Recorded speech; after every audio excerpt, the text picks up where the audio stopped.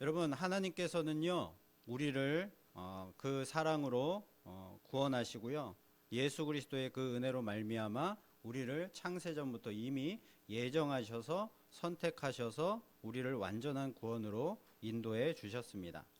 자, 그런데 사람이 구원받는 것도 단계가 있습니다. 실제로 이 구원의 단계를 명확하게 그렇게 자르듯이 구분을 할 수는 없겠지만 성경 말씀을 토대로 이론상 정리할 수가 있습니다. 자, 그래서 사람이 구원받는 과정을 단계적으로 설명한 것을 구원의 서정이라고 얘기를 합니다. 전통 장로교에서는 구원의 서정 8단계를 말하고 있습니다. 첫째로 소명입니다. 소명은 하나님이 부르셨다라는 것이죠. 믿음을 주셨다라는 것입니다. 그리고 둘째는 중생입니다.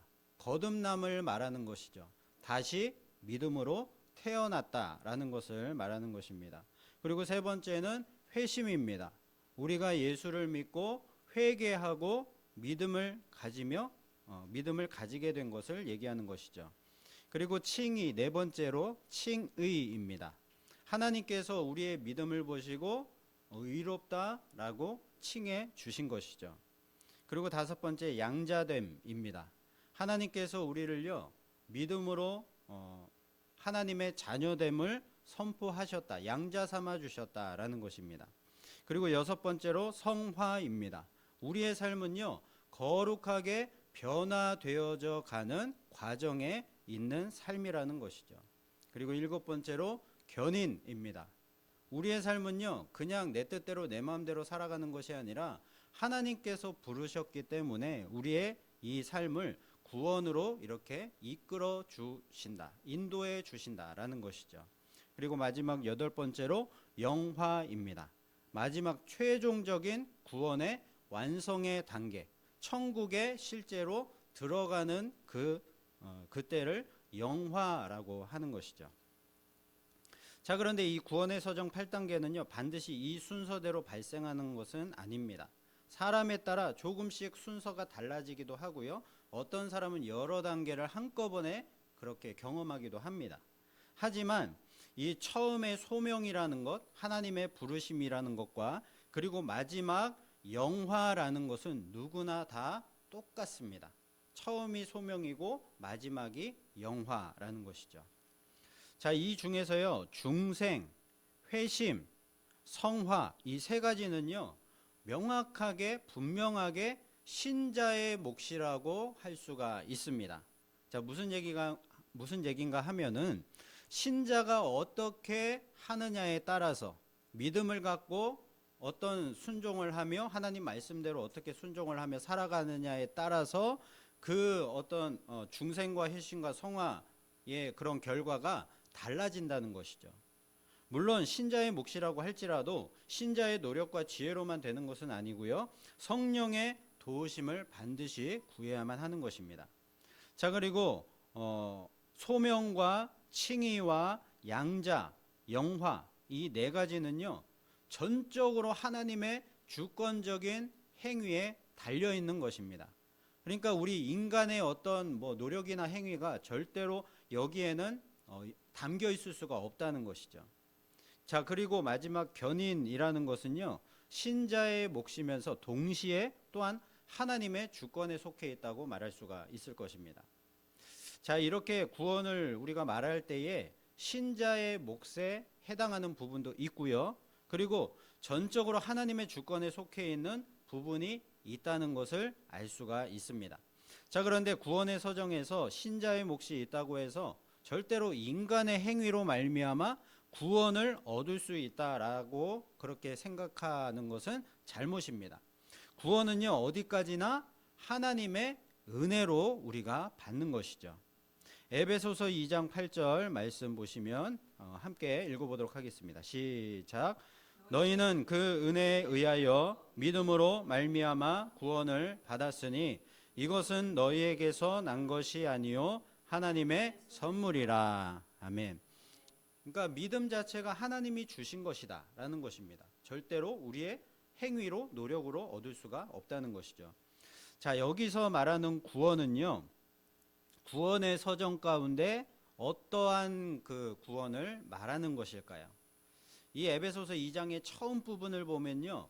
그는 허물과 죄로 죽었던 너희를 살리셨도다. 이렇게 시작을 하고 있습니다.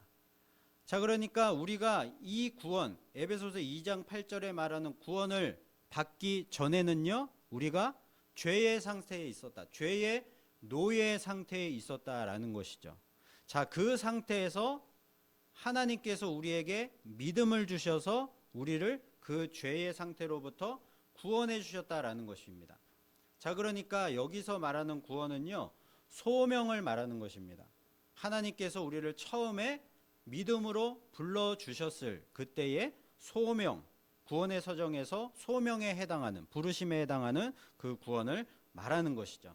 자, 그래서 이 에베소서 2장 8절에서의 구원은요, 인간의 어떤 노력이나 행위가 절대로 들어갈 수가 없고요. 이것은 전적인 하나님의 은혜이자 선물이다라고 말을 하고 있는 것이죠. 자, 그리고 빌립보서 2장 12절 말씀을 우리 함께 읽어보도록 하겠습니다. 시작. 그러므로 나의 사랑하는 자들아, 너희가 나 있을 때뿐 아니라 더욱 지금 나 없을 때에도 항상 복종하여 두렵고 떨림으로 너희 구원을 이루라. 아멘. 자, 여기에서 말하는 구원은요, 에베소서 2장 8절에 말하는 구원과는 또 다릅니다. 그러니까 똑같은 소명, 부르심의 구원이 아니라는 것이죠. 자, 여기서 말하는 구원은요, 구원의 서정 가운데 과연 어떤 부분을 말하는 구원일까요?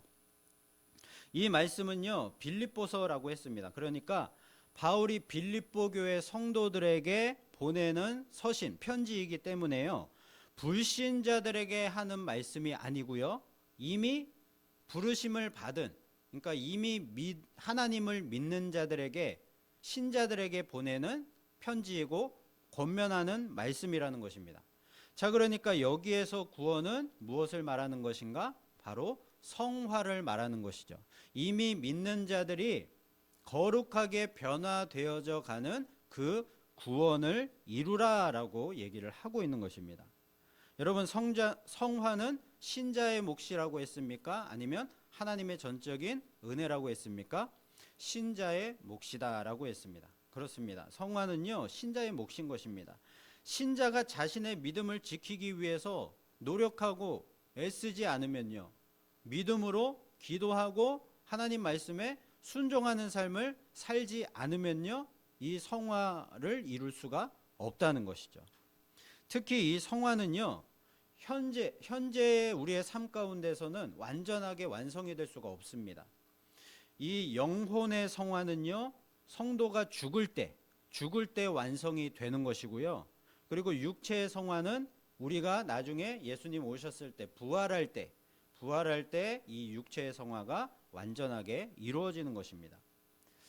자, 그리고 이 세상의 종말, 그 세상의 끝날이 되면요, 구원의 서정에서의 마지막 단계, 최종 구원인 영화에 이르게 되는데, 그 마지막 날에 주님이 재림하셔서 최후 심판을 하실 것이고요, 이 세상은 새 하늘과 새 땅으로 새 창조의 변화가 이루어질 것입니다. 자, 이러한 영화는요, 전적으로 하나님의 주권과 뜻에 따라 이루어지게 되는 것이죠. 자, 지금 우리 믿는 신자들은요, 구원의 서정에서 어떤 단계를 살고 있는 것입니까? 뭐 각자마다 조금씩은 차이가 있겠지만 성화의 단계를 살고 있다는 것은 분명한 사실입니다. 성화는 신자들의 몫이라고 했습니다. 자, 그러니까 지금 우리 성도들은요, 각자가 자신의 믿음을 지키기 위해서 노력하고 힘쓰지 않으면, 믿음으로 기도하고 하나님 말씀에 순종하는 그 결단과 노력을 하지 않으면요, 이 성화의 완성인 영화에 이르지 못한다는 것입니다. 여러분, 이 사실을요, 오늘 말씀에 나오는 이 유다의 아하스 왕, 그리고 히스기야 왕에게서 우리가 분명하게 볼 수가 있습니다. 이 아하스는요, 왕이 되자마자 바알 우상을 만들고 우상에게 드리는 인신제사법으로 자녀들을 불태워서 우상에게 바치는 등 하나님을 버리고 너무나도 큰 악을 행했습니다. 자, 그리고 에돔과 블레셋이 유다를 쳐들어 왔을 때에도요, 하나님을 의지하지 않고요. 하나님께 기도하지 않고 이 아수르 왕에게 도움을 청했습니다. 아하스는 그가 통치하는 동안에 처음부터 끝까지 하나님을 섬기지 않았고요. 우상 숭배와 악행을 저질렀던 그런 악한 왕이었습니다. 자, 그런데 오늘 말씀에 나오는 이 아하스의 아들 히스기야는요, 왕이 되자마자 무엇을 했습니까? 성전을 정화하고요, 예배를 회복하고요, 신앙 개혁 운동을 계속해서 시행을 했습니다. 자, 그래서 히스기야에 대한 평가는요, 그의 조상 다윗의 모든 행실과 같이 여호와 보시기에 정직하게 행했다라고 말씀을 하고 있습니다. 자, 여러분, 아하스 악을 행하고 우상 숭배했던, 평생을 그렇게 나라를 통치하면서 그 우상 숭배를 했던 그 아하스와, 그리고 그의 아들 히스기야가 이처럼 그런 신앙에 있어서 극명한 대조를 보이는 것을 보면서 우리는 무엇을 알 수 있는 것입니까?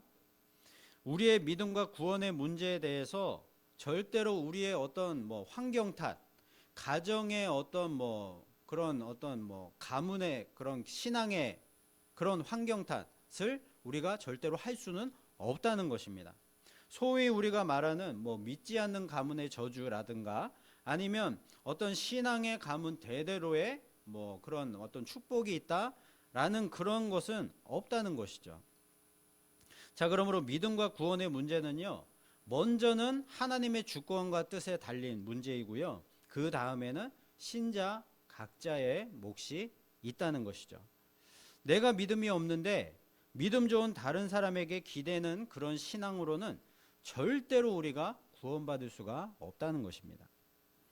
여러분, 아하스 왕의 어린 시절이 성경에는 나와 있지 않지만요, 이 아하스의 아버지는 요담이었고요, 이 요담 왕은요, 선한 왕으로 평가를 받았던 왕이었습니다.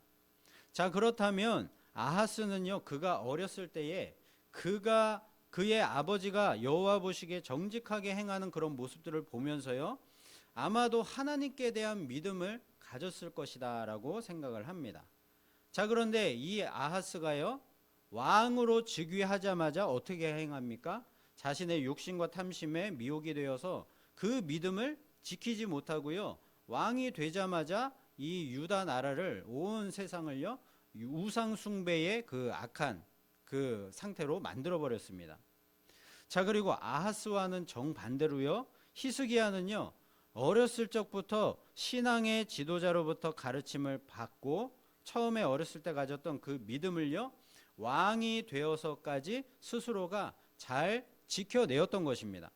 자, 그래서 그 아버지 아하스가 행하던 그 악한 길, 우상 숭배길을 따르지 않고요, 왕이 되자마자 유다 땅에서 우상 숭배를 제거하고 신앙 회복 운동과 신앙 개혁을 할 수가 있었던 것이죠. 자, 제가 말씀드리고자 하는 요점은요, 우리가 구원받는 것은요, 내 의지와 상관없이 그냥 저절로 된다거나 공짜로 되는 것이 아니라는 것입니다. 구원은요, 전적인 하나님의 주권과 은혜에 속한 것이지만 우리 신자들이 노력하고 힘써야 하는 그 부분, 그 영역도 있다는 것입니다. 그래서 마태복음에 예수님이 이런 말씀을 하셨습니다. 마태복음 11장 12절 말씀 함께 읽어보겠습니다. 시작. 세례 요한의 때부터 지금까지 천국은 침노를 당하나니 침노하는 자는 빼앗느니라. 아멘. 자, 세례 요한은요, 메시아의 오심을 준비한 구약의 마지막 선지자였습니다. 자, 그러니까 세례 요한의 때부터라는 말은요, 천국 복음이 실제로 전파되기 시작한 그 시점, 시작을 말하는 것이죠. 자, 그때부터 천국은 침노를 당했고 그 침노하는 자들은 천국을 차지하게 되었다라는 뜻입니다. 자, 여기서 침노하다라는 것은요, 힘있게 행동하고 열정적으로 밀어붙이다라는 그런 뜻을 가지고 있습니다.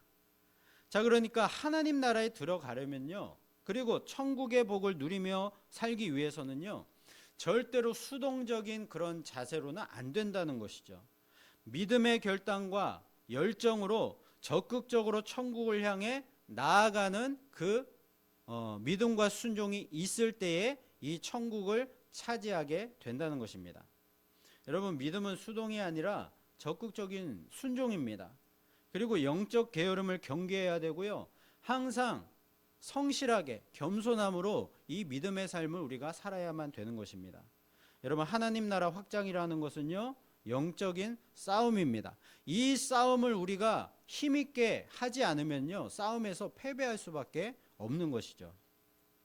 결국 믿음은요, 하나님이 주시는 은혜이고 선물이지만 그 믿음, 주신 믿음을 지키는 것은요, 나의 책임, 내 책임이 된다는 것이죠. 지금 저는 행위 구원이나 신일, 합일 사상 그런 것들을 말하는 것이 아니고요. 성경이 구원을 그렇게 증거하고 있기 때문에 제가 이 말씀을 드리는 것입니다. 여러분, 이스라엘 초대왕 사울 왕을 보시기 바랍니다. 그가요, 사무엘로부터 이제 하나님께서 이스라엘 왕으로 선택하셨다라는 말을 듣고 기름 부음을 받았을 그때에는요, 얼마나 사람이 겸손하고 헌신적이고 하나님 말씀에 순종을 잘했는지 모릅니다. 자, 그러나 점차 하나님의 말씀과 명령에 대한 순종보다도 백성들의 그런 칭찬과 인정을 바라다 보니까요, 하나님의 영이 결국 그를 떠나게 되었습니다. 하나님은요, 여러 번 이 사무엘을 통해서 이 사울이 잘못을 저지르고 그리고 자꾸만 하나님의 말씀에 순종하지 않는 것을 지적하면서 경고하면서 회개할 기회를 주셨습니다. 그렇게 여러 번 회개할 기회를 주셨지만 사울은 끝까지 돌이키지 않았습니다.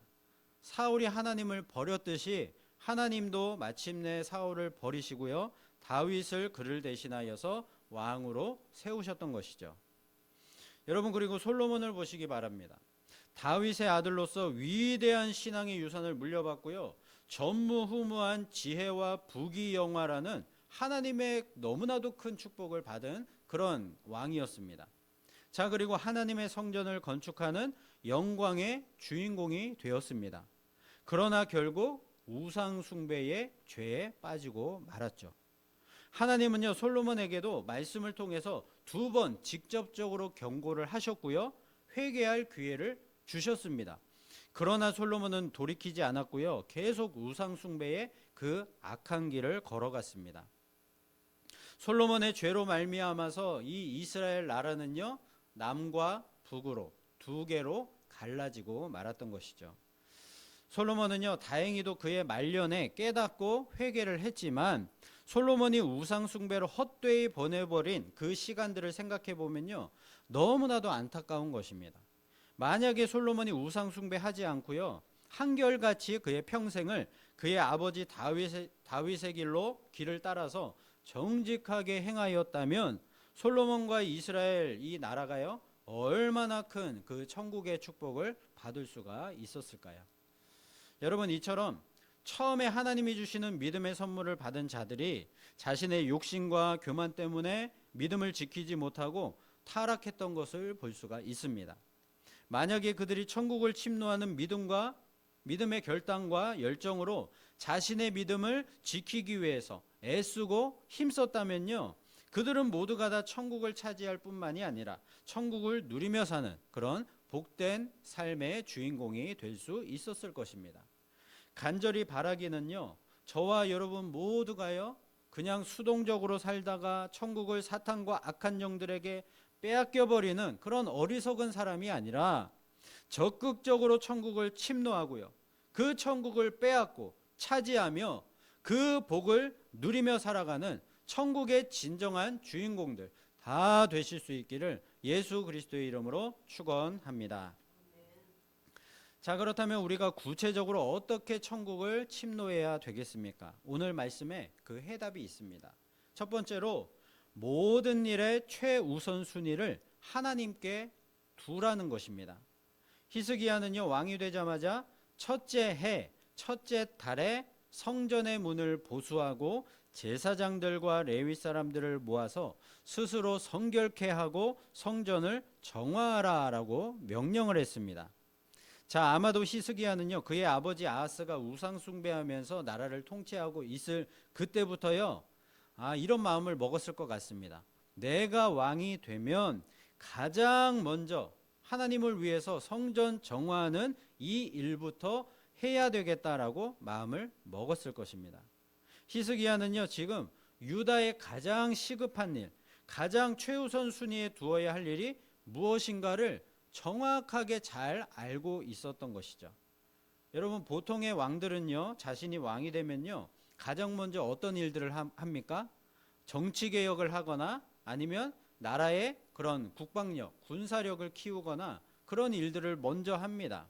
그런 일들이 나라에 있어서는 나라를 통치하는 데 있어서는 가장 중요한 일이라고 생각을 하기 때문인 것이죠.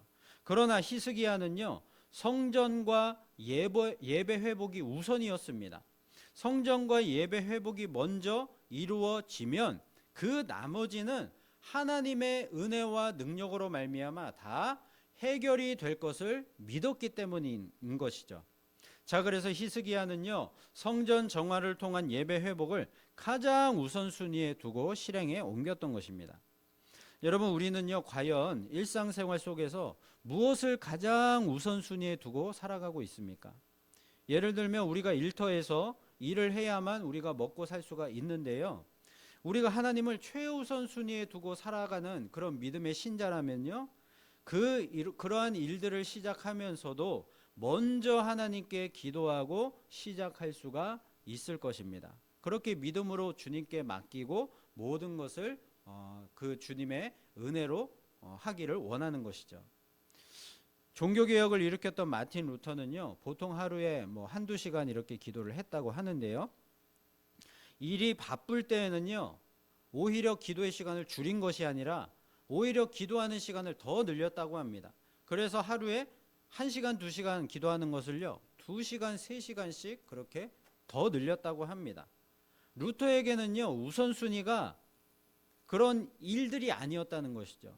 루터에게는 우선순위가 하나님이었기 때문에 일이 바쁘다고 기도 시간을 줄이는 것이 아니라 오히려 더 늘릴 수밖에 없었던 것입니다.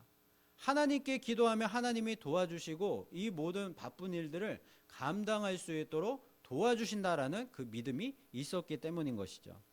여러분, 우리가 천국의 진정한 복을 누리며 살기를 원한다면요, 천국의 주인이 되시는 하나님을 사랑하고 하나님께 나아가는 일에 우리가 최우선 순위를 두어야만 할 줄로 믿습니다. 자, 그리고 두 번째로 하나님과의 바른 관계를 지속적으로 세워 나가야 한다는 것이죠. 히스기야가 왕이 될 당시에 유다와 예루살렘은 어떤 상태였습니까? 아하스의 그 악한 우상 숭배 때문에요, 이 아하스가 성전의 문을 다 닫아버리고요, 그 성전의 등불을 다 끄고요, 예배를 멀리한 기간이요, 아하스 통치 기간 16년 동안에 계속 지속이 되어져 왔었습니다. 자, 그 결과로 유다 땅은요, 에돔과 블레셋과 아수르의 침략을 당하고 말았고요, 그리고 백성의 재물을 다 약탈당하고 성전의 그 거룩한 기물들을요, 다 빼앗기고 말았습니다. 그리고 당연히 많은 유다 백성들이 이 전쟁들 때문에 죽임을 당하게 되었고요, 그리고 그들의 자녀와 아내들이 포로로 사로잡혀 갔다라고 말씀하고 있습니다. 여러분, 만약에 아하스가 우상 숭배하지 않고요, 하나님을 경외하는 마음을 가지고요, 그의 아버지 요담처럼 하나님께 예배하는 일을 멈추지 않고 하나님과의 관계를 바르게 계속 잘 유지만 했다면요, 절대로 이러한 끔찍한 재앙은 일어나지 않았을 것입니다. 여러분, 우리가 하나님과의 관계를 저버리면요, 하나님을 잃어버리는 것만으로 끝나지 않습니다. 하나님께서 우리에게 허락하신 모든 은총과 복들도 일순간에 함께 다 놓치고 마는 것이죠. 하나님은요, 하나님 버리는 자를 하나님도 역시 그를 버린다라고 말씀을 하셨습니다. 그것이 하나님의 공의인 것입니다. 그래서 하나님과의 관계를 저버리는 자는요, 더 이상 하나님의 그 보호하심과 선하신 인도하심도 받을 수가 없는 것이죠. 자, 그러므로 우리 믿는 성도들에게 가장 중요한 것은요, 하나님과의 이 바른 관계를 지속적으로 세워 나가려는 노력입니다. 11절 말씀해 보면요, 히스기야가 성전 정화를 명령하고 나서 내 아들들아 이제는 게으르지 말라라고 이렇게 말을 합니다.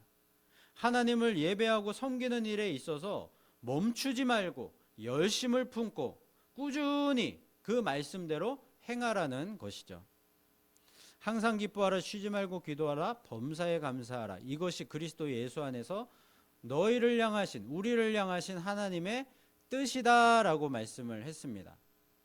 여러분, 이 기뻐하라, 기도하라, 범사에 감사하라 라는 이 명령은요, 하나님의 뜻이라고 해서 하나님을 위한 일이 아닙니다. 결국에는 우리를 위한 일입니다. 우리가 하나님의 그 축복을 누리며 살으라고, 하나님과 동행하는 그 천국의 복을 누리며 살으라고 우리에게 특권으로 주신 것이 바로 이 명령인 것입니다.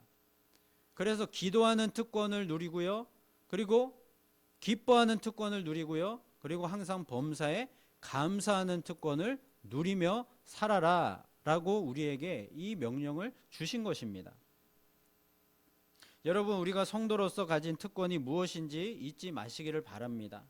항상 그래서요, 의지적으로 이 특권을 행사하면서 살아가시기를 바랍니다.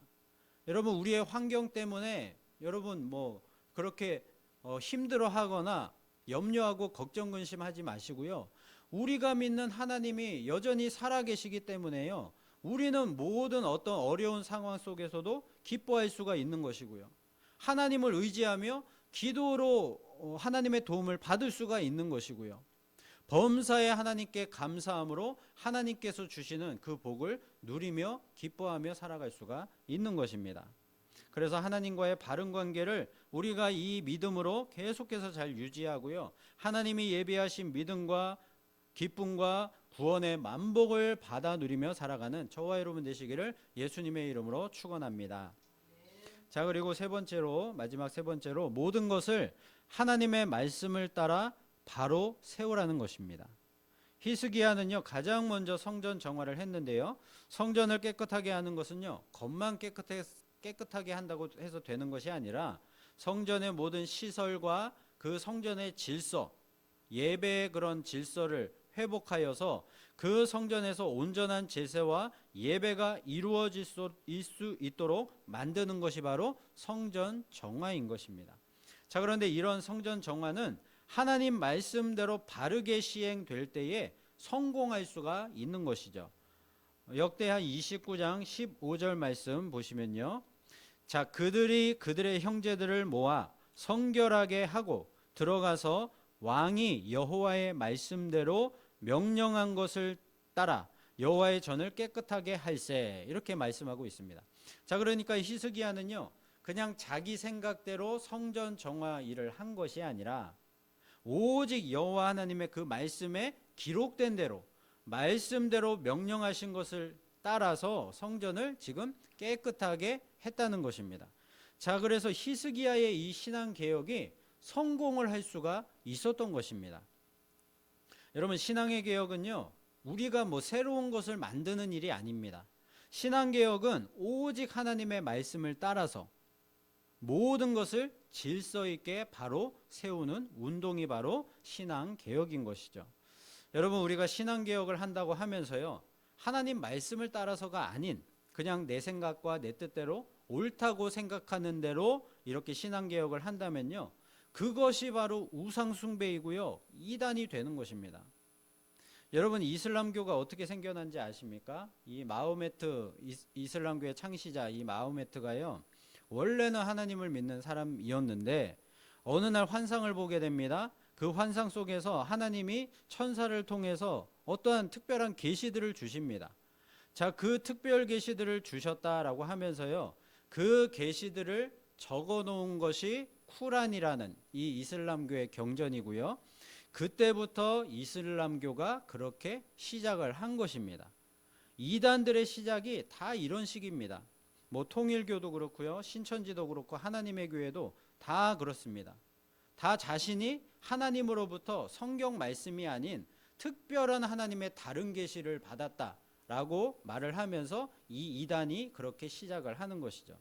하나님 말씀과는 다른 길로 가게 되어서 결국은 그 끝이 다른 이단, 달은 끝이다 해서 이단이 되는 것입니다. 기록된 성경 말씀을 하나님 말씀으로 여기지 않고요, 자신이 환상 중에 받은 그 계시들을 하나님 말씀보다 더 높은 위치에 올리는 것이죠. 지금 이단에 빠진 사람들은요, 그 이단 교주의 잘못된 그와 같은 신앙 개혁들 때문에 다 우상 숭배를 하고 있는 것입니다.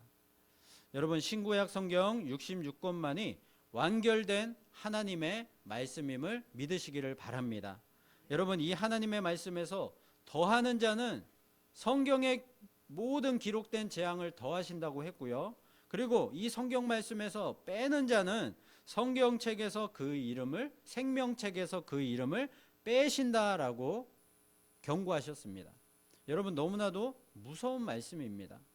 여러분, 혹시 우리의 삶에 하나님의 말씀을 따라 살지 못하는 그런 부분은 없습니까? 아직도 내 생각과 내 뜻대로만 살고 있는 그런 부분들이 있다면 이 시간 회개하고 돌이켜서 하나님의 말씀을 따라 다시금 모든 것을 질서 있게 바르게 세울 수 있기를 예수님의 이름으로 축복을 드립니다. 여러분, 지금 이 세상은 점점 더 우리가 믿음을 지키기 더욱 어려운 시대로 그렇게 가고 있는 것 같습니다. 왜냐하면 정말로 가면 갈수록요, 교회를 향한 사탄의 공격이 더욱 맹렬해지고 있기 때문입니다. 대표적으로 지금 교회가요, WCC와 그리고 신사도 운동의 공격을 받고 있습니다. WCC는요, 세계교회협의회라고 해서요, 교회의 일치, 연합을 이렇게 목표로 하고 있는 그런 단체인데요. 그런데 이렇게 겉으로만 교회의 일치, 연합을 이렇게 목표로 세우고 있지만 결정적으로 이들의 잘못이 무엇인가 하면 성경을 하나님의 말씀으로 인정하지 않는 데 있습니다. 자, 그리고 신사도 운동은요, 지금도 초대교회에 있었던 사도직이 존재할 수 있다라고 그렇게 믿는 그런 운동입니다. 자, 그래서 누구나 그 신약 성경에 나오는 사도들처럼 성령을 받으면 나도 사도처럼 될 수 있고 선지자처럼 될 수 있다. 그리고 심지어 그리스도처럼도 될 수 있다라고 그렇게 믿는 그런 운동입니다. 자, 그래서 개인적인 체험과 기적을요, 하나님의 말씀보다도 더 중요시하는 그런 단체입니다. 자, 그래서 자칭 사도, 자칭 그리스도라고 하는 이단이 생기는 것이죠. 자, 그리고 이런 이단들의 영향으로 말미암아서 지금 한국 교회에요, 그런 명상기도 그리고 관상기도 이런 것들이 이런 기도들이요, 기도 방법들이 사실은 카톨릭과 불교에서 그렇게 파생되어져 나온 그런 기도 방법입니다. 그런데 이런 명상기도, 관성기도와 같은 기도 방법들이요, 버젓이 우리 교회 가운데 그렇게 버젓이 행해지고 있다는데 너무나도 안타까운 것이죠. 여러분, 이러한 WCC와 신사도 운동이요, 우리 한국 교회에 벌써 깊숙이 침투해 있습니다. 많은 교회와 목사들이 이런 이단 사상을 그냥 받아들이고 있습니다. 자, 그리고 TV에 가끔 보면요, 목사님과 스님과 그리고 사제, 카톨릭의 사제가 함께 나와서 어떤 예능 프로그램들을 하기도 하고요. 그리고 나라의 중요한 행사에 이 종교를 대표하는 그런 사람들을 다 초청해서요, 한 명씩 나와서 그 행사 중간중간에 각자의 그런 어떤 기도 방식으로 한마디씩 기도하는 그런 어떤 모습도 제가 보았습니다. 자, 그러한 모습을 보고 이 세상 사람들은요, 어떤 신앙이 없는 사람들은 좋게 그런 모습들을 종교 간에 이렇게 화합이 있다, 그럼 어떤 그런 서로 이렇게 함께하는 모습이 좋아 보인다라고 말할 수 있겠지만 과연 하나님 보시기에 그 모습을 좋게 보실 것인가를 생각해 봤을 때 하나님은 그렇게 좋게 보시지는 않을 것 같습니다. 제가 이런 말씀을 드리면요, 어떤 분은 아니, 예수님이 성경 말씀에 원수도 사랑하라고 말씀하셨으니까 그런 모습들을 보면서 하나님도 기뻐하시지 않겠느냐, 이런 말씀을 하실 수도 있을 것입니다. 그런 화해하는 모습, 서로가 이렇게 종교가 다르다고 서로 배척하거나 그러지 않고 서로 화해하는 모습을 보면 하나님도 좋아하시지 않겠는가, 그런 얘기를 하실 수도 있을 것 같습니다. 자, 그런데 여러분, 이 원수를 사랑하라는 이 말씀에서요, 사랑이라는 것은요, 화해와 뭐 그런 것이 아니고요, 용납 그런 것이 아니라 불쌍히 여기라는 뜻입니다. 여기서의 사랑은, 원수를 사랑하라는 이 사랑은요, 불쌍히 여기라는 것입니다. 예수님처럼 가난하고 소외된 자를 외면하지 말고 그들에게 복음을 전하고 그들을 불쌍히 여기며 용서하라는 것이 여기에 나오는 사랑의 본 뜻입니다. 자, 그러니까 원수를 사랑하라는 말씀은요, 다른 종교와 그렇게 화해하고 친하게 지내라는 말씀이 아닌 것이죠. 우상 숭배자들과 친하게 지내라는 말씀이 아닌 것입니다. 우리가 그들을 진짜로 사랑한다면요, 그들을 불쌍히 여기면서 그들에게 복음 전하기를 노력을 해야 된다는 것이죠. 예수님은요, 우리에게 화평이 아니라 검을 주러 오셨다라고 말씀을 하셨습니다. 그러므로 우리는요, 다른 진리를 따르는 사람들과는 절대로 타협을 하거나 화해할 수가 없는 것입니다. 검을 들고 그 악한 영들과 싸워야 하는 것이죠. 여러분, 이 세상에서 상을 받기를 원하십니까? 아니면 하나님 앞에 가서 더 큰 상을 받기를 원하십니까? 땅에 보물을 쌓는 자가 되시겠습니까? 아니면 하늘에, 영원한 하늘에 보물을 쌓는 자가 되시기를 원하십니까? 여러분, 이 세상에서 사람들의 칭찬을 받고 세상의 복을 누리는 자들은요, 자기 상을 이미 이 땅에서 받았다라고 말씀을 하십니다. 그리고 그들이 하늘에서 받을 상은 더 이상 없다라고 말씀을 하셨습니다. 쉽게 말하면요, 세상에 대한 욕심으로만 가득 찬 사람은요, 그래서 세상의 재물과 권력과 명예만 추구하며 사는 사람들은요, 이 세상에서 그 복을 누리며 살아갈 수 있을지 모르지만 절대로 영혼의 구원, 천국의 복은 받지를 못한다는 것이죠. 자, 그러나 천국을 위해서 기꺼이 이 땅에서 고난을 받고 그 고난을 믿음으로 인내하고 끝까지 열정적으로 믿음을 지키는 사람은요, 결국에 천국을 빼앗고 차지하는 주인공이 될 수 있다는 것입니다. 오늘 말씀을 통한 교훈에서 어떻게 천국을 침노하라고 했습니까? 첫 번째로 모든 일의 최우선순위를 하나님께 두라는 것입니다. 그리고 두 번째로 하나님과의 이 바른 관계를 지속적으로 세워 나가기를 노력하고 힘쓰라는 것입니다. 그리고 세 번째로 모든 것을 하나님의 말씀을 따라 바르게 질서 있게 세워 나가라는 것이죠. 바울은요, 데살로니가 교회에 대한 소식을 하나 들었습니다. 이 데살로니가 교회 성도들이요, 게으르게 행하여서 도무지 일하지 아니하고 일을 만들기만 하는 자들이 있다는 소식이었습니다. 바울은 그런 자들에게 대해서 이렇게 말을 했습니다. 누구든지 일하기 싫어하거든 먹지도 말게 하라, 이렇게 얘기를 했습니다. 여러분, 신앙생활에 있어서 게으른 것도 불신앙이 될 수가 있습니다. 게으른 신앙은요, 그만큼 하나님의 복을 받아 누리기가 힘들다는 것이죠. 사랑하는 성도 여러분, 천국을 침노하라, 이 주님의 명령을 여러분 마음에 깊이 이 시간 새기시기를 바랍니다.